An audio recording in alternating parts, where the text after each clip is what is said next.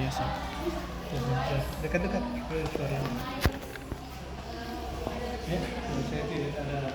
And yang kedua ada phishing. This is a kind of social engineering attack where attackers impersonate trustworthy entities to trick individuals into revealing sensitive information like password or credit card number. And three, ransomware, a type of malware that encrypts the victim's files or locks them out of their system.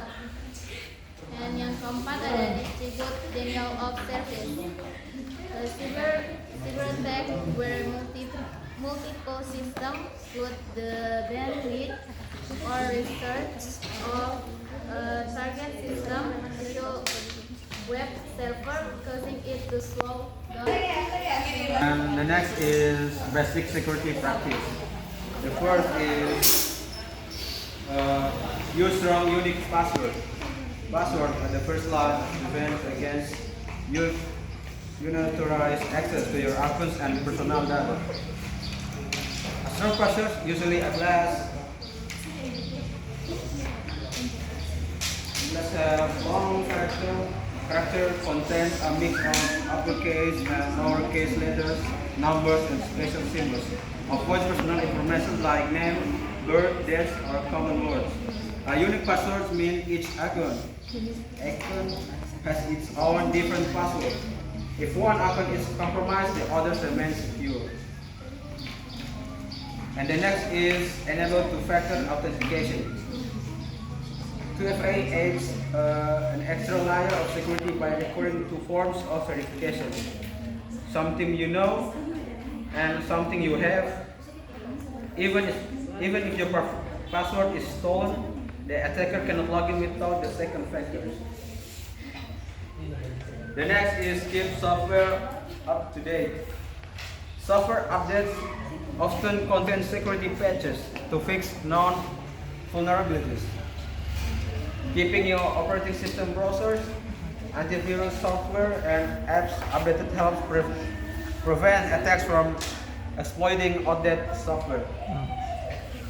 And the last is avoid clicking on suspicious links or attachments. Many cyber attacks begin with phishing, fake emails, or messages that look legitimate but contain malicious clicks. Suspicious links may lead to fake websites that steal login credentials or automatically download malware onto your device. Yeah, that's it for me. That's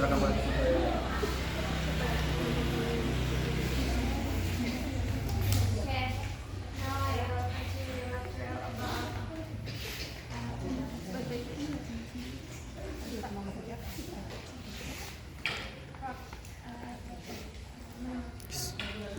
about protecting personal data. The first one is encrypt sensitive data. So this is like locking your personal information in a digital safe. The encryption process turns valuable data into a secret code that is decipherable to an authorized party. So even if someone manages to steal the data, they won't be able to read it without the right decryption key. This is essential for protecting the information like passwords, financial details, or private messages. And the second is regularly backup data.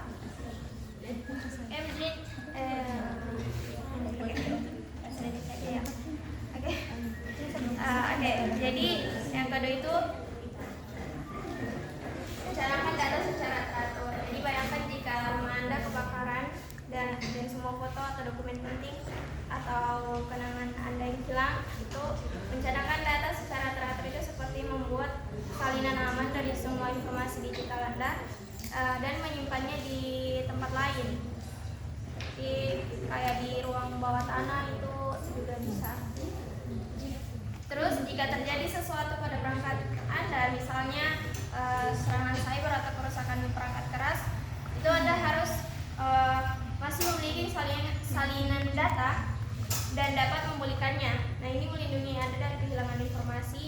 pribadi yang berharga.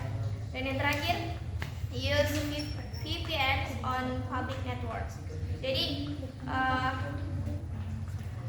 public Wi-Fi networks itu are often unsafe. Jadi seringkali tidak aman kan. Jadi menggunakan VPN atau virtual private network itu menciptakan terowongan terinskripsi untuk koneksi internet Anda.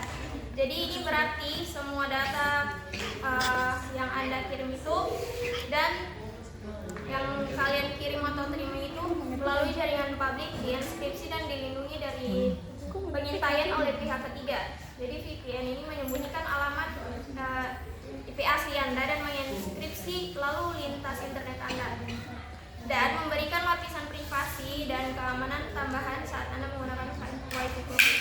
Jadi singkatnya itu encryption protect itu encrypsi melindungi data Anda dari pembacaan yang tidak sah.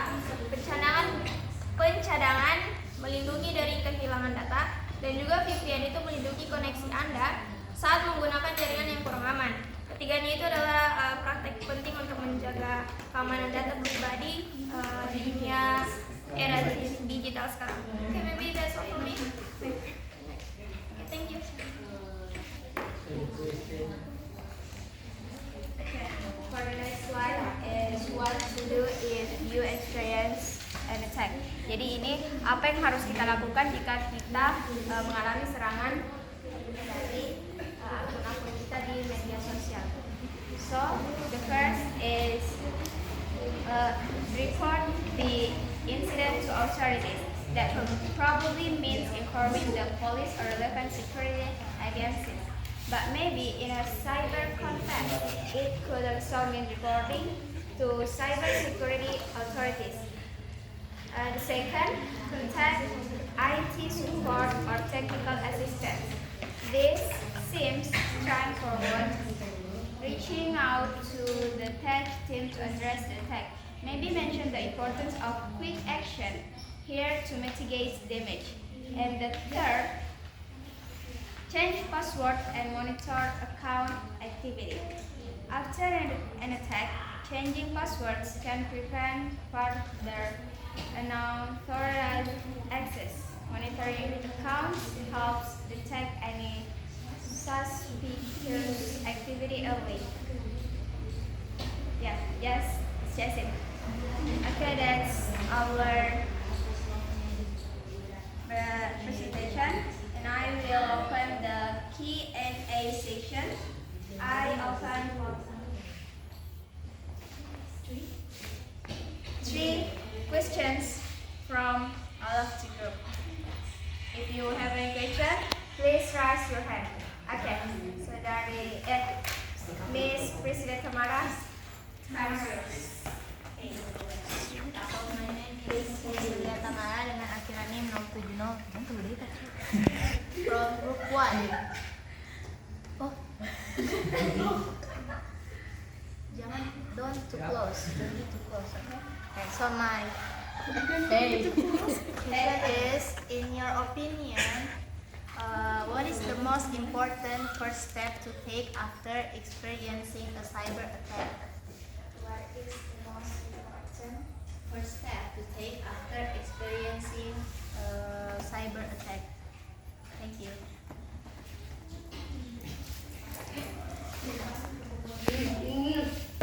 Nah, boleh in Indonesia?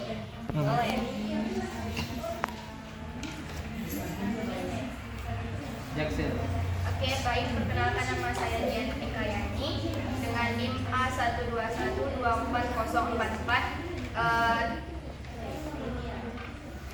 Di sini saya akan bertanya kepada kelompok kalian. Tadi salah satu, kayaknya kalau tidak salah saudari Husnul Iman tadi ada menyebutkan tentang VPN. Nah, pertanyaan saya itu bagaimana cara kita gimana ya?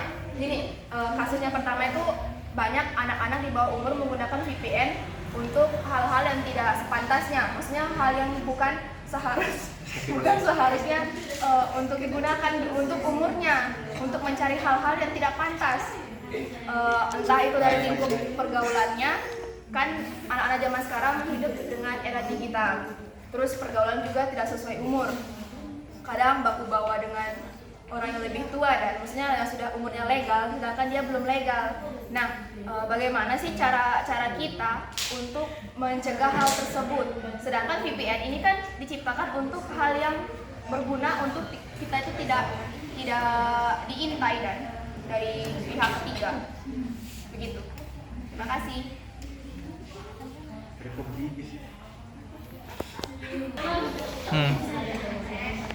Oke, baik, saya akan menjawab pertanyaan dari saudari Dian.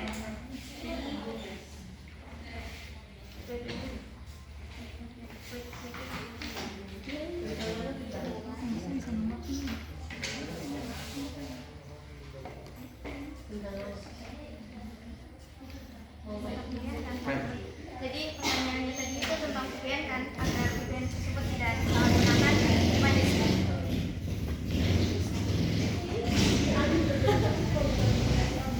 Tidak disalahgunakan oleh anak-anak muda sekarang, terutama kepada anak kecil.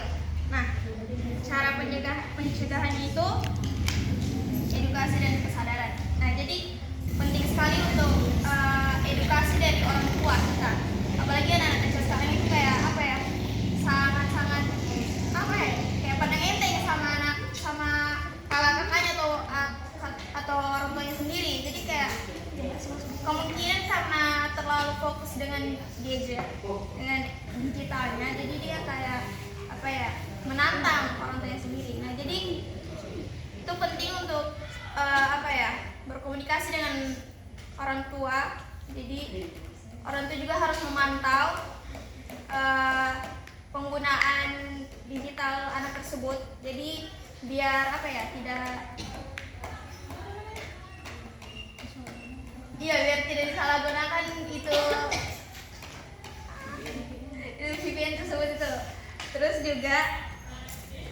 Terus mengajarkan penggunaan yang bertanggung jawab. Nah, tekankan pentingnya menggunakan internet itu secara bertanggung jawab dan etis.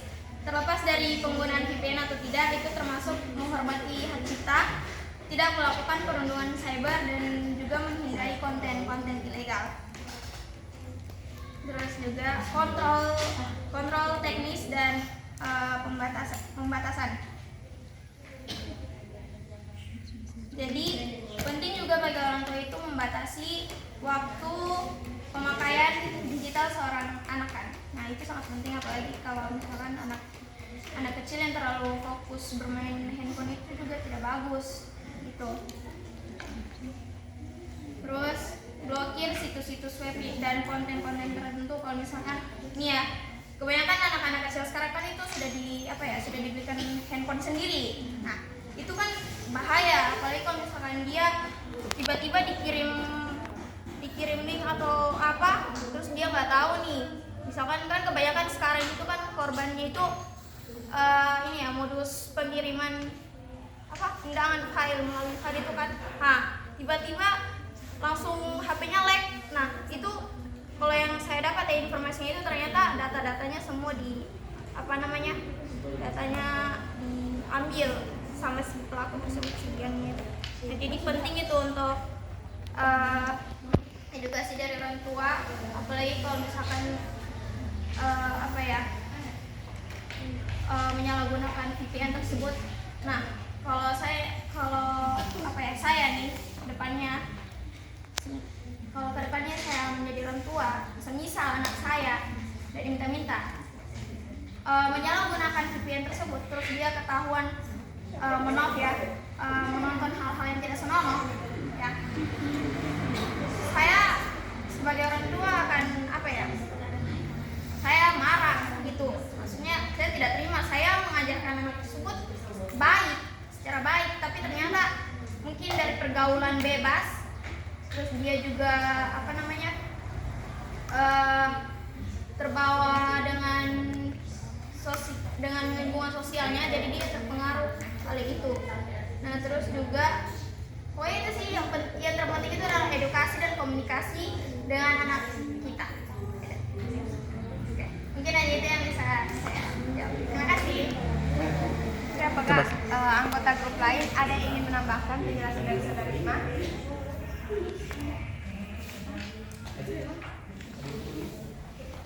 Ingin memberikan pendapatnya terkait pertanyaan yang diberikan saudara Dian dan jawaban yang telah diberikan oleh saudara Isnur. Oke, kalau tidak ada langsung saya kembalikan kepada pertanyaan. Jadi, apakah Anda sudah puas dengan jawaban yang telah diberikan oleh teman kami dan mungkin bisa berikan sedikit penjelasan dari apa yang Anda tangkap dari penjelasan saudari Unsur tadi? Oke, yang bisa saya tangkap tadi itu pertama ada edukasi sebagai orang tua, dan yang kedua itu kita harus bisa memanfaatkan itu VPN dengan secara baik. Nah, yang mengganjal nih di pikiran saya, kayak jikalau kalian sebagai orang tua kan biasanya anak-anak itu HP-nya dikunci kan. Nah, dikunci pakai password. Terus gimana cara kalian buat mengetahui gitu? Secara kalau kita pasti tahu anak-anak itu pasti punya privasi sendiri, tapi kita juga sebagai orang tua harus bisa memantau. Terus takutnya anak ini kecanduan begitu, karena ada beberapa orang yang di kampungku itu sudah kecanduan menggunakan itu. Bahkan dia menyalahgunakan aplikasi-aplikasi untuk mencari hal tersebut begitu. Kayak selain VPN ini dia pakai aplikasi lain juga, sehingga dia kecanduan. Dan yang saya lihat dari pola pikirnya, dari cara bersikapnya, dari cara dia memandang orang, itu sudah kayak wah enggak nih orang gitu, kayak tidak sopan memandang perempuan begitu. Gimana tuh cara kalian sebagai orang tua untuk menghindari kecanduan tersebut begitu?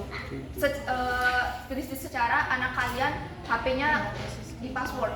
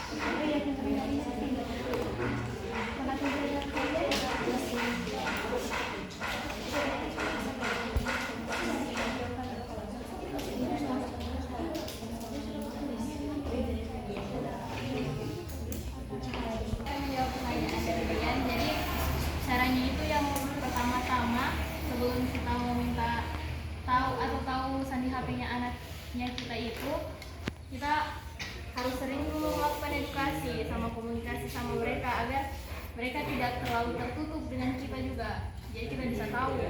Terus juga sebelum itu kita ada baiknya kita lakukan aktivitas-aktivitas positif sama mereka, jadi mereka tidak terfokus di HP.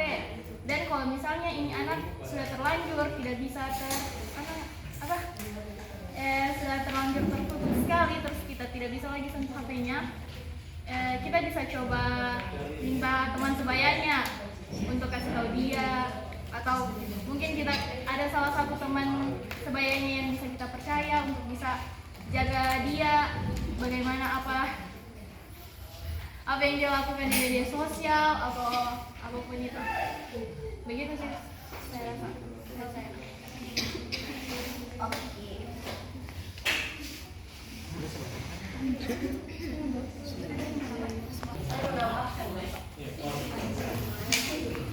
Oke, baik, nama saya Mela Kanza Azara dengan NIM A121240558. saya ingin menambahkan jawaban dari tim penyaji. Jadi pertanyaannya Dian tadi, kalau saya tidak salah ingat itu, bagaimana kalau misalnya anaknya kita itu HP-nya dikunci, HP-nya dikunci terus tidak mau kasih, ya, terus ada saja cara lainnya buat menghindari terciduk toh, melakukan hal aneh-aneh. Nah, ini sudah dari pengalaman saya sendiri. Bukan, ini bukan.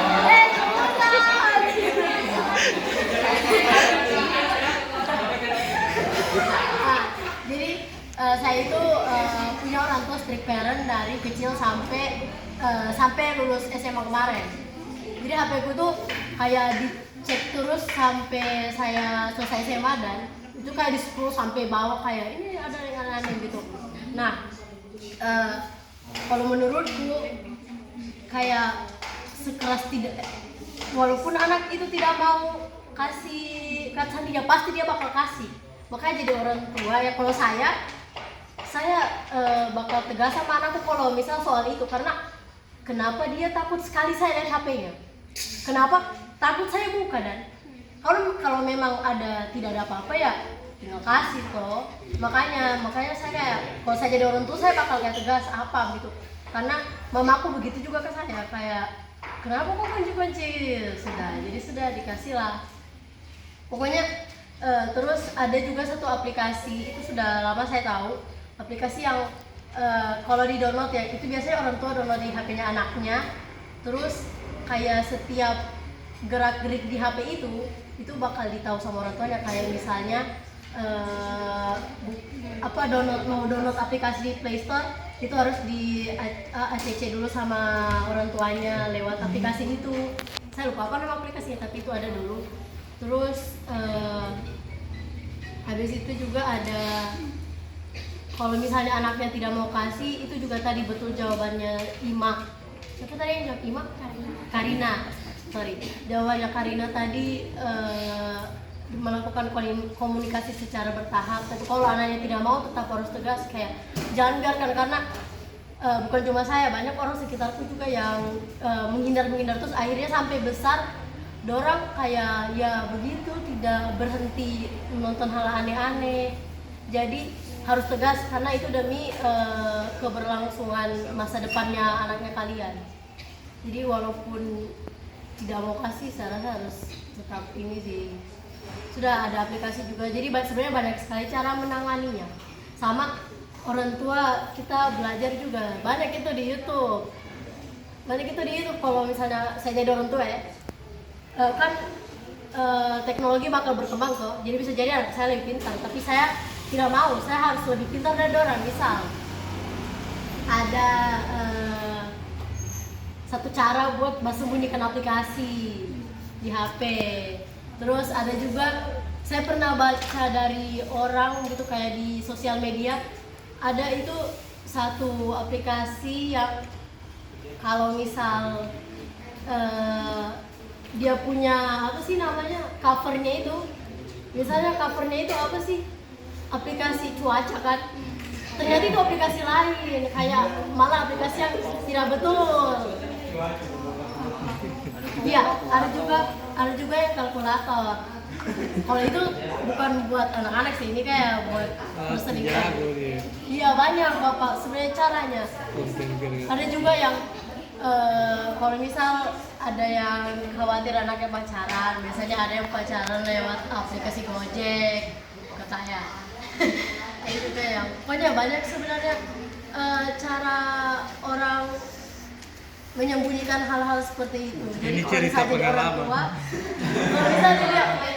kalau bisa jadi orang tua ya harus berusaha biar lebih pintar dari anaknya. Kalau perlu banyak cari-cari, kayak searching lah di internet, di YouTube, karena pasti anaknya kalian juga dapat informasi dari sana. Baik, terima kasih, hanya itu dari saya. Assalamualaikum warahmatullahi wabarakatuh.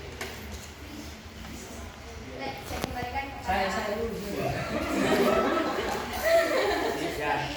Please. English. I wanna know. Saya mau menambahkan betul kata Mela tadi, dari akun itu ada DP cara yang supaya hindari bisa pakai logan. Ada caranya supaya hindari hal-hal yang banyak dari begitu. Itu dibuat akun sendiri. Makanya kalau orang tua yang cuma beli HP langsung kasih.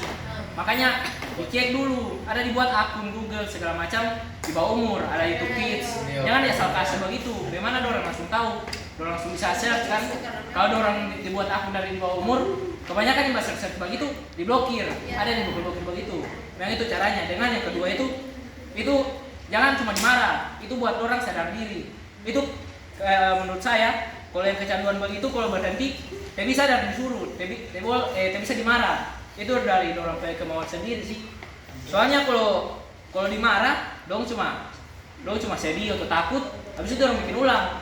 Cuma dari kesadaran diri sendiri. Iya. Menurut saya kecanduan ini bukan cuma itu game. Kalau kecanduan begitu, jangan cuma dimarah doang, itu harus dengar dulu. Itu buat dari kesadaran diri sendiri. Kan kalau dari sadar diri sendiri, ya pikir kalau saya mau nonton begini pasti tidak bagus buat kehidupan saya sehari-hari kan. Banyak kan juga orang-orang yang begitu, kasih tunjuk lah. Kalau orang tahu yang nonton begini nanti model. Pasti anak-anak takut kalau mau jadi begini. Itu kebanyakan begitu karena saya lihat orang yang kebanyakan kecanduan, dia sudah bisa kecanduan ke depannya, macam tes yang lain, habis itu tes yang macam cuma nonton, langsung dia praktek begitu. Kan begitu menurut saya. Makanya Menurut pengalaman saya.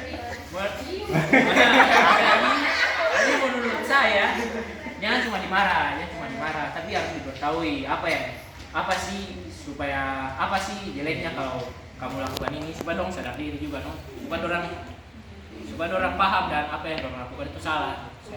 Saya sih kasih pengalaman saya. Ya, pokoknya tidak ada yang ditambahkan.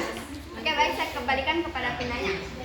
Oke, dari jawaban yang bervariatif tadi yang diberikan saudari Karina, saudari Maila, sama saudari Reynaldo, yang bisa saya tangkap itu pertama, yang jelas pasti edukasinya. Terus kita juga harus mungkin dari parenting itu berbeda-beda ya. Ada yang dari halus dulu, perlahan-lahan, terus ada yang tegas, atau mungkin ada juga yang perlahan-lahan dulu tapi sudah tidak mendengar, baru langsung tegas begitu. Terus juga kita sebagai orang tua harus bisa selangkah lebih maju dari arah kita untuk menggunakan teknologi, jangan gaptek intinya. Terus dari saudara Reynaldo tadi, itu mungkin tidak bisa kita bilang secara bentak-bentak dan marah-marah mungkin ya, karena itu yang intinya pertama itu dari kesadaran anak sendiri. Mungkin yang kita bisa lakukan itu kita tunjukkan apa bahayanya, apa dampak negatifnya untuk kita kecanduan hal seperti itu, agar kita berhenti juga menggunakan VPN ini untuk hal yang yang tidak sepantasnya begitu. Sekian dari saya, terima kasih.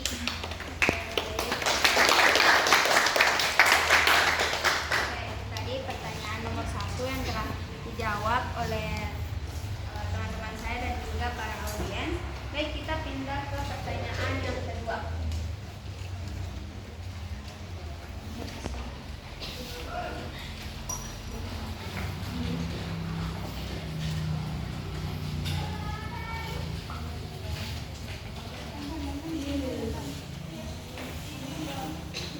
Apa pertanyaan?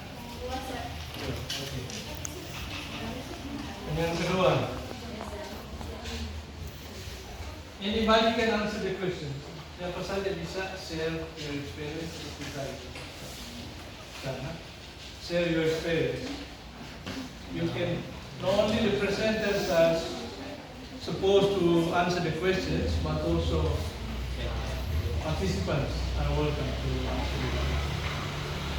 Bisa. Peserta juga bisa menjawab ya.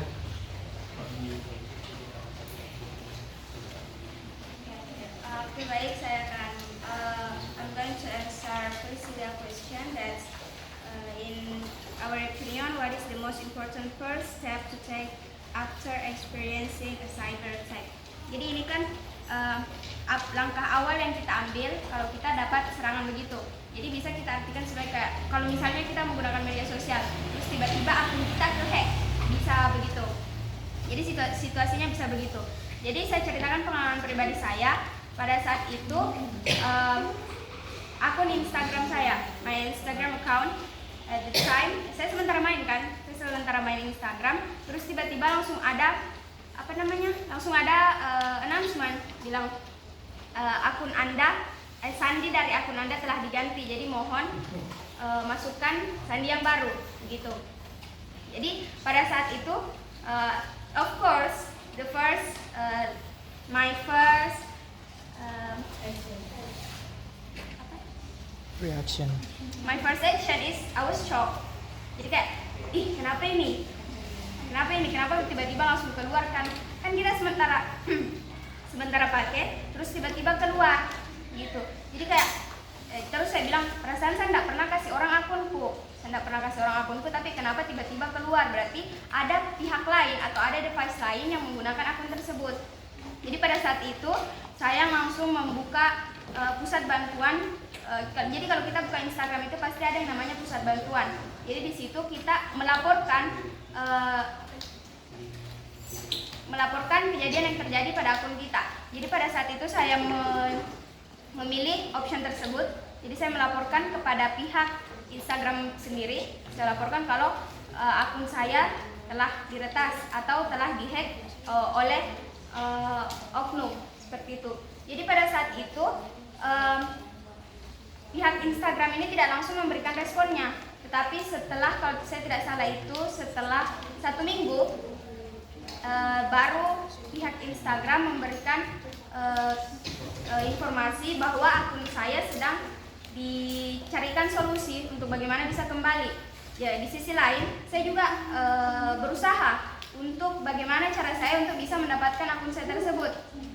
Nah, dari situ pertama saya usaha, tapi saya tidak bisa, kayak ada 1 step, saya sudah lakukan 1 step, tetapi ternyata untuk naik ke step 2 itu ada lagi prosesnya, dan sementara proses itu yang saya belum paham sama sekali, saya belum pernah coba itu step. Jadi pada saat itu saya minta tolong ke temanku, saya minta tolong anukan ini. Jadi dia minta semua data-data dari Instagram itu kayak nomor telepon, akun email saya, sama sandi terakhir yang saya gunakan. Nah, jadi pada saat itu kurang lebih 3 hari itu teman saya sudah memberikan info sama saya kalau akun saya itu sudah kembali. Tetapi dari dia kasih tahu kalau ini saya dapat ulang akunmu, tetapi saya menggunakan 2 device. Jadi kayak itu orang kan hack akunku, terus temanku ini kayak hack ulang itu akun dari orang yang hack akunku, begitu. Iya, hack balik seperti itu. Jadi oknum hack akunku, temanku hack ulang. Dia curi ulang. Iya, hack ulang akun yang sama oknum tersebut.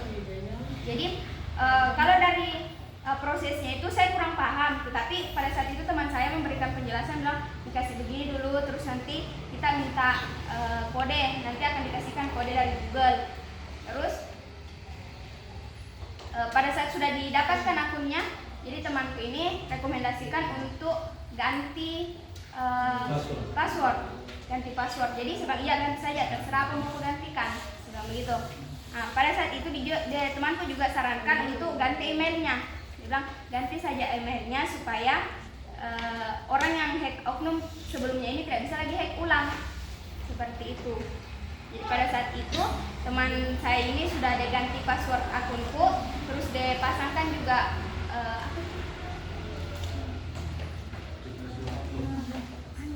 autentikasi. Iya, dua autentikasi. Ya. Ada aplikasi tuh, bisa download. Ya, jadi kayak autentikasi 2 step gitu dulu. Terus habis itu diganti juga nama emailnya. Diganti menjadi email baru sehingga oknum ini sudah bisa dibilang kecil kemungkinan untuk dia bisa dapat ulang akunku. Jadi begitu sampai sekarang.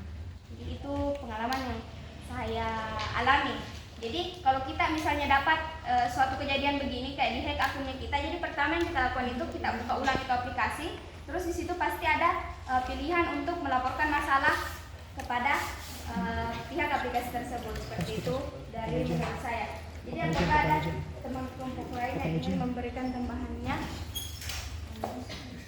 Baik, kepada audiens lain, apakah ada yang ingin memberikan pendapatnya atau ingin menceritakan pengalamannya terkait kayak penghack-hackan akun begitu yang pernah kalian alami?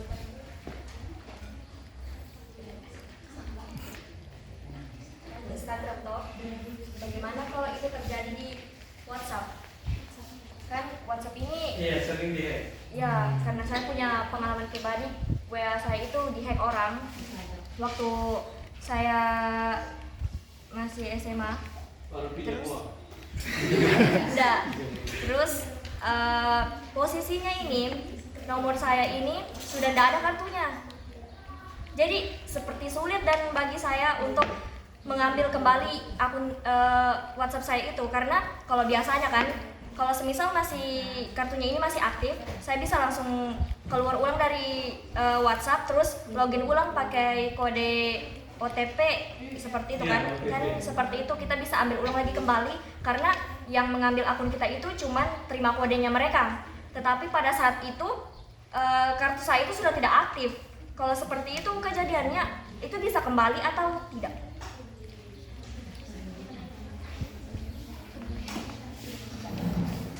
Itu OTP dikirim sama pemilik email atau pemilik nomor. Jadi dari operator dari providernya kirim ke kita melalui email atau sending through email or through mobile number, phone number. So nobody knows the OTP. That's the way to be more secure in terms of cyber security, because there are lots of problems regarding hacking scandals, hacking cases. Anybody can take over your account or your YouTube channel if he or she knows the password or email. First of all, he or she will try to enter to your account by using email. Yeah? And then what's the problem when he or she try to log in? There's a notification. Please see the OTP or it will not be sent to the hacker's number or the hacker email, but it will be sent to the owner of the hack number yang di-hack, nomor yang di-hack. Nah, itu yang tapi menarik ya terkait cyber security ya. Nah, ada yang menarik yang viral. Went viral. A man was having a prayer. Yeah? He was having a prayer. And then his phone was put on the playing mat. And then suddenly his phone rang. And then there's a notification. A widow, a janda is ringing. And suddenly his wife appeared and tried to grab his phone. And what happened? He tried to stop his wife. It's very funny, eh? He was so scared. Yeah, it's scary. So he tried to then his wife pulled there. It's funny, eh? It's cyber security. private number. Okay. Any more? Are you going to say something? Ada lagi? Ini tidak menentang segala pendapat, tapi pengalamanku juga waktu saya masih SD. Waktu saya masih SD, saya tuh kan pakai Facebook, terus main Masih Facebook. ada apa Facebook? Kelas 6 Pak, kelas 6 SD. Kelas 6 Di SD. mana? Di mana? Di Messenger, main Messenger.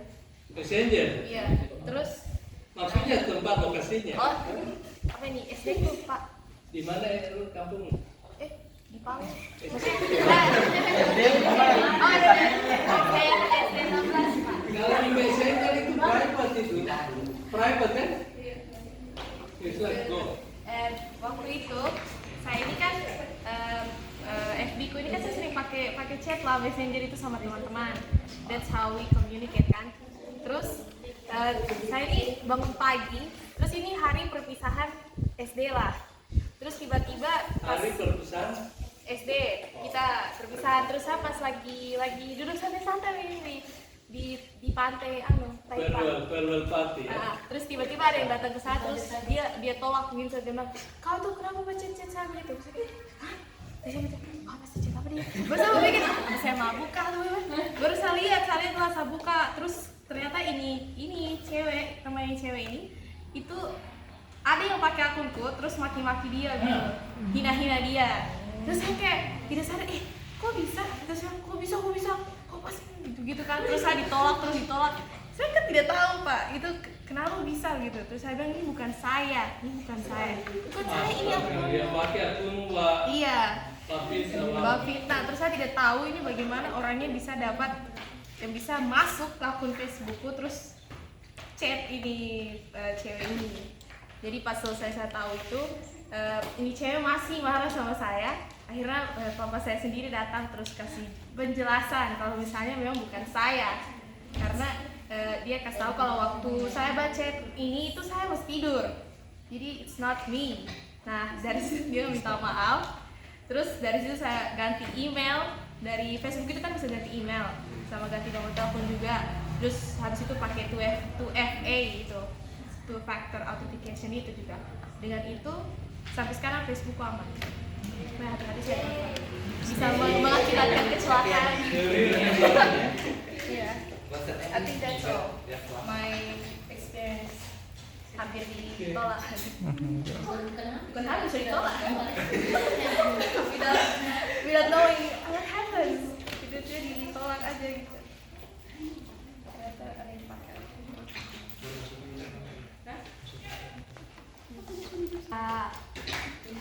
Pendapat lain atau experience lain yang teman-teman punya terkait dengan penghacken dari akun-akun di media sosial.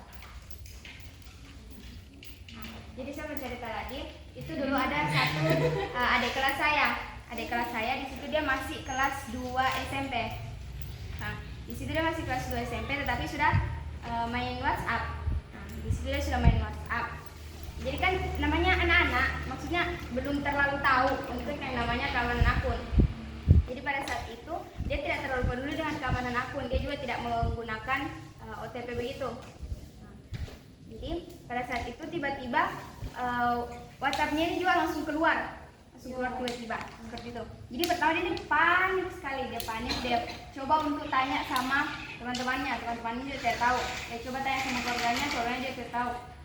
Nah, pas itu dia tanya, sudah dia ke counter. Dia pergi ke counter, terus dia ceritakan sudah apa masalahnya, bang tiba-tiba hilang akunnya. Terus pas dicoba pulihkan lagi pakai OTP begitu, katanya tidak bisa karena pada saat itu WhatsApp-nya belum dipasangkan OTP. Jadi belum juga tersambung sama email aktifnya yang ada di HP-nya begitu.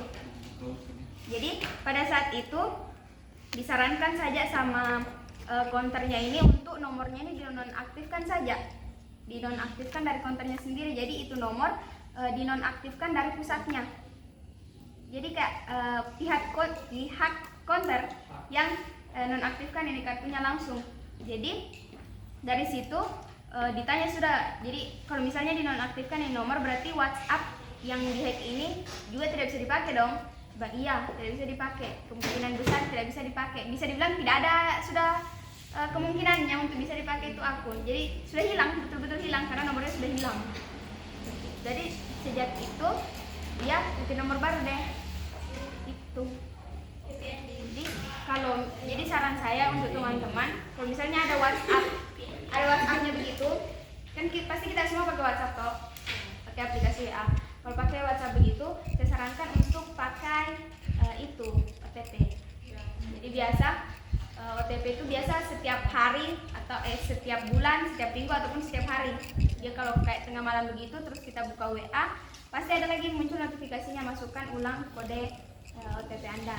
Seperti itu. Jadi itu kayak adalah jaminan untuk akunnya kita ini bisa aman. Itu.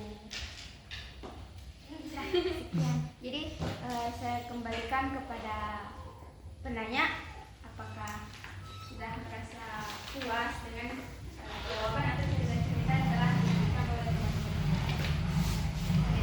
Sudah puas dari jawaban yang ditambahkan oleh teman-teman saya. Jadi yang bisa saya simpulkan, kalau misalnya kena kayak hacking gitu, awalnya itu mungkin memang panik, tapi coba untuk menenangkan diri, terus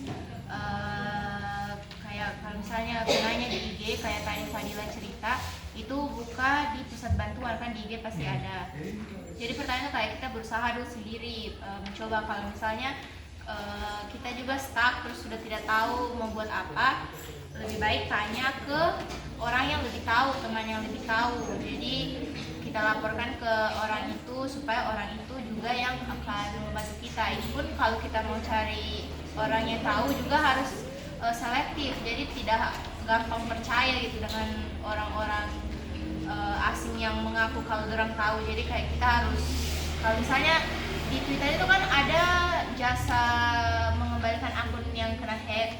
Nah itu kita lihat-lihat tuh kalau misalnya orangnya ini akunnya terlihat terpercaya, terus testinya juga banyak ada, itu baru kita percaya. Tapi sebenarnya kalau dari Twitter itu, kalau yang orang-orang yang tahu buat mengembalikan akun di hack itu tidak akan mempromosikan diri. Mereka jadi kayak cuma satu kali saja mereka nge-tweet kayak pokoknya kayak mempromosikan, mereka itu tahu satu kali saja di satu akun itu, mereka tidak akan mempromosikan lagi. Karena kalau istilah kayak hack ulah, kayak misalnya si A nge-hack akun si B, terus si C ini mau nge-hack, mau kembalikan lagi itu akun, harus di-hack kembali. Jadi itu sebenarnya orang itu pintar gitu, tapi dia tidak mau dan ditahu orang kalau misalnya dia pintar nge-hack gitu, karena bisa jadi dia sendiri juga dicurigai. Terus kalau untuk WA tadi kata Fadila, itu juga kita harus pakai OTP supaya ada jaminan lah akun WA kita itu bisa aman tanpa disentuh oleh orang lain. Saya rasa itu. Terima kasih atas jawabannya. Terima kasih. Okay. That's it. Is it?